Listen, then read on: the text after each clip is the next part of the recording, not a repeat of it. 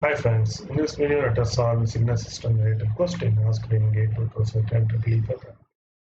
The question is x of t is a positive rectangular pulse from -1 to +1 with a unit height as shown in figure. The value of x of omega squared where integral varies from -infinity to +infinity is the Fourier transform where x of omega is Fourier transform of x of t. So what they are asking is we have to find the integral of x of omega squared.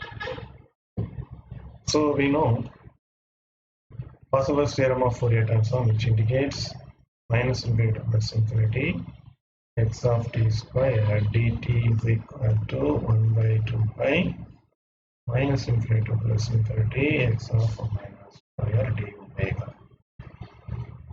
But what they ask in our problem is this one. So I can write -infinity to +infinity mod x of omega square d omega is equal to 2 pi -infinity to +infinity x of t square dt.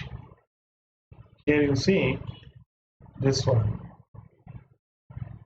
it is 2 pi into area, integration is nothing but area under the curve, area under mod x of t square, right? So I have to draw x of t squared. X of t squared, how it will be? X of t, amplitude will be squared, so 1 square is 1 only, time will be same. So what is the area of this one? Length 2, height 1, so it is 2. So this is our x of t square, simply. So answer is 2. So 2 pi into area under modulus x of t square is 2. So the answer is 4 pi. Let us see this there. It's 4 pi. Option D is the right answer. Thank you.